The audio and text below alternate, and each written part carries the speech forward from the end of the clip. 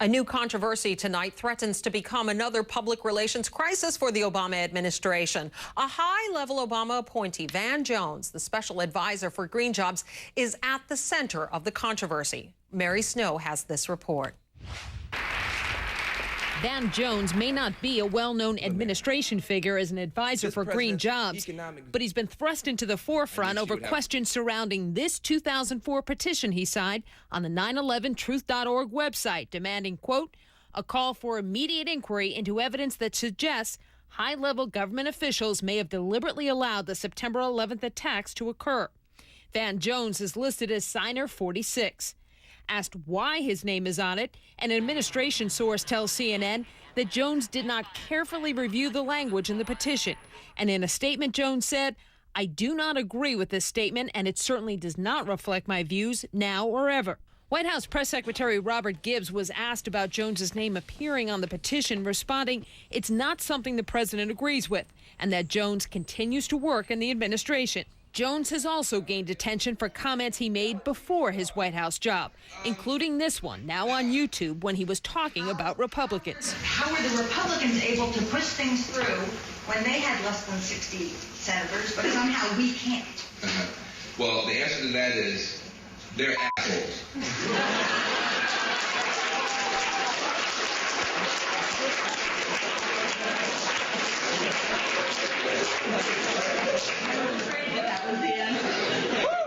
That's a technical political science term.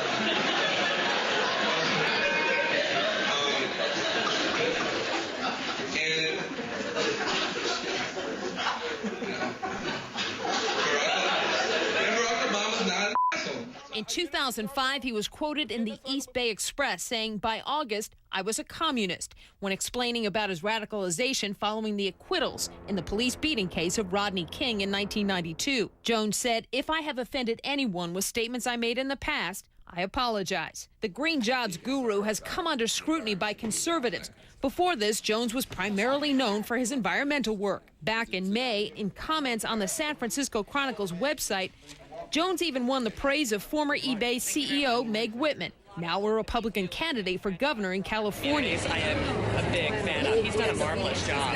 Whitman now says she didn't know Jones well and is distancing herself, saying it's clear he holds views she entirely rejects. And tonight, Republican lawmakers are turning up the heat. The chairman of the House Republican Conference, Congressman Mike Pence, is calling on Jones to either resign or be fired. And he wants a congressional hearing before any more czars are appointed, since advisors like Jones don't have to go through a Senate confirmation. Lisa? Okay, thanks very much for that report, Mary. Well, joining me now in Washington, White House reporter for Politico, Nia Malika Henderson, and here in New York, Republican strategist, former political director for the White House and CNN contributor Ed Rollins, and syndicated columnist and CNN contributor Miguel Perez. I want to get started first. We have some new comments. We just saw that piece that Mary did. Some of the problems, the statements that that Van Jones has made. Well, there's some new comments that have come to light, and I feel like I need to provide some context. These comments were back in, it was a lecture back in December of 2005, and he was actually saying that we need to be compassionate towards all kids, black kids, Latino kids, and white suburban kids who might be committing some type of crime. Or so. Let's roll the tape. You've never seen a Columbine done by a black child. Never. They always say, we can't believe it happened here. We can't believe it was these suburban white kids. It's only them. Now, a black kid might shoot another black kid. He's not going to shoot up the whole school. My cousin's up in here. I ain't going to shoot up the whole school. I might hit my cousin. I'm going to shoot you, though. But these young white men will be in so much pain and so isolated, so alien, they'll shoot up the entire school. Where is the concern? Where is the love? Where is the compassion for these young men? Okay, let's get started first with Ed. The White House today, Robert Gibbs, he basically said, you know, Jones continues to keep his job when he was asked about this. Is this a big problem for the administration? Well, it's going to be a bigger problem because obviously they're going to go dig for everything he's ever said, and he's been a very controversial guy. I don't know the man. He may be in a superb environmentalist. But at the end of the day, anybody in a high-level White House staff position or even a low-level, which he is, you don't embarrass the president. And the president does not need any more distractions. And so my sense is either he has to learn to keep his mouth shut or resign. Nia, should he have been vetted a little more carefully? Well, the thing is, I mean, he is what we're calling a czar, which means he doesn't have to go through congressional approval. And what you see now is a lot of conservatives who have had problems with a number of the czars in the Obama administration. There's something like 30 czars in his administration. This is giving them, kind of a new talking point and a new flashpoint for really pointing out that these czars do need to be essentially vetted and to be looked at more closely. And I think Ed is exactly right that they're going to be digging some more into Van Jones' statements and probably other czars to see what they can uncover. It's hard to see how he survives this, how he gets through the weekend. Of course, next week will be focused more on health care and even the president's address to students on Tuesday. So maybe if he survives the weekend, he'll be okay. But again, I think what Ed said is exactly right. It's hard to see how he survives, and it's that kind of golden rule of not embarrassing the president. It seems like he's certainly done that. Miguel, should he resign? I think it's coming. Sooner or later, he's going to have to. They're going to keep. This is a guy who obviously goes overboard too much, too often. And, with YouTube and the media nowadays, you can't hide those things. And obviously, it shows a lack of judgment on the part of the White House, I think. Not having seen. This guy is an avowed communist. What is he doing in the White House? That's my question.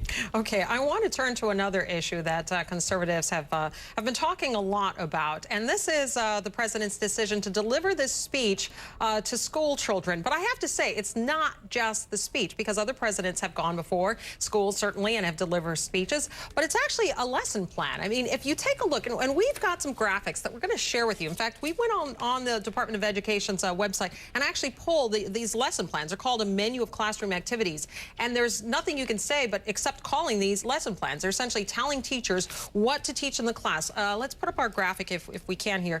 One of the items, why is it important that we listen to the president and other elected officials like the mayor, senators, members of Congress, or the governor? Why is it what they say important? That's one of the items from this. Another one, why does President Obama want us to speak with us today? How will he inspire us? Ed, do you have a problem with this? I don't have a problem with the president speaking to students and trying to inspire them in the beginning of a school year. What I do have problems is the Department of Education is now trying to basically have a nationalized program. The role of education is moving more and more to Washington, both in the resources that they're allocating and what have you, and for the federal government to devise a curriculum, and maybe this being the first step, I think that's a disaster. Local schools are what are very important. Local school boards are what are very important. It's the backbone of America. Okay, we're going to have to take a pause here, but we're going to pick up this conversation when we get back, and we will be right back with our panel in a moment. But first, this breaking news. Police in Glynn County, Georgia, have arrested Guy Hines Jr. on 8 counts of murder. You will recall last week Hines made a dramatic 911 call telling dispatchers he discovered his murdered family. Well, Hines was arrested on evidence tampering and drug charges after the bodies were found, and he was released on bail. Police will be holding a news conference later tonight. Again, police in Glynn County, Georgia, they have arrested Guy Hines Jr. on 8 counts of murder.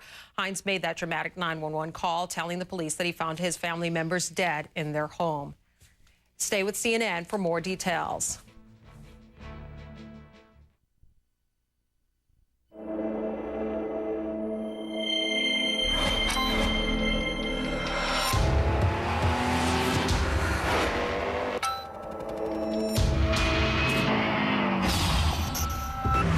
Excuses are no match for more power, better fuel efficiency, and now 1.9 financing, the Porsche moment. See your dealer for compelling lease and finance offers and the end of excuses. My health is important to me. It's critical that I stick to my medication. I cannot be one of the 61 million Americans who do not refill their prescriptions on time. ReadyFill at CVS Pharmacy automatically refills my prescriptions and reminds me to pick them up. You mean reminds me to pick them up? Stop by your local CVS Pharmacy to ask if ReadyFill is right for you and get a $25 coupon book. ReadyFill, only at CVS Pharmacy. Let me tell you why you need to watch football in HD. for the one-handed grabs, for those naked bootlegs, and all the punishing hits. Hold up. You're not watching football in standard def, are you? Only DirecTV brings you every NFL game in crystal clear HD. Real funny, fellas. Real funny. Every game in high def. Get 5 months of our best TV package free. Call 1-800-DIRECTV. CNN Next. Campbell Brown, a voice of reason. Brown's reporting is worth cheering. Campbell Brown, your 8 p.m. alternative. CNN Next. While he was U.S. Attorney, Republican Chris Christie gave one of his subordinates a $46,000 loan. And even though it is required under federal and state laws, Christie never reported the loan and never paid taxes on the interest he received. When he was caught, Christie said it was a mistake, but he prosecuted people who did the same thing. Chris Christie, one set of rules for himself, another for everyone else. When we remodel, we should make this whole wall windows. Oh, so we can watch the seasons instead of reruns. I could have a door out to my deck. Oh, you mean my terrace. Terrace? You're thinking of that trip to Italy where we fell in love. Yeah, with the architecture. You know, this room could be very romantic. I think I'd like a wall of windows. Marvin Windows and Doors fit your vision. Start creating at mymarvin.com. A former Charles Manson disciple breaks her silence. Later to live tonight, 9 Eastern. And we are back now with our panel. I want to turn to you, Nia. The White House has come under fire for President Obama's decision to deliver this speech to school children. What are your thoughts? Well, I mean, I think one of the big problems that they had was there was this appearance that the White House was essentially putting teaching materials in teachers' hands, and I think a lot of people saw that as the long arm of the federal government, really infringing on what they think should be kind of a local matter. Okay, Miguel, let's turn to health care in the time that we have remaining. You have a setup right now where you've got progressive Democrats who are essentially saying, look, we want to have a public option in there. You've got blue dog Democrats saying you can't have a public option in there. How do they thread that needle? How do they split the difference? Well, when the president speaks to both houses, he's going to have to explain. He's going to have to show that he's a leader. He's going to have to try to have them reach some kind of compromise, convince the liberal and the extreme right and the extreme left to some kind of middle ground. If he is not able to achieve that, if he goes all the way with the liberals in his own party, he loses. The president has to try, for his own sake, to save some kind of health care plan. He's a logical guy. I think he'll go the moderate route. Ed, do you agree? The House certainly will have a nationalized plan in it. There's no question about that. I think the Senate probably won't. And then you got to fight it out in conference, as you always do. But I think at the end of the day, the votes won't be there. The closer it gets to Election Day, these progressives are going to want it, and the blue dogs are going to basically be worried about their own reelection. Okay, Nia, your thoughts?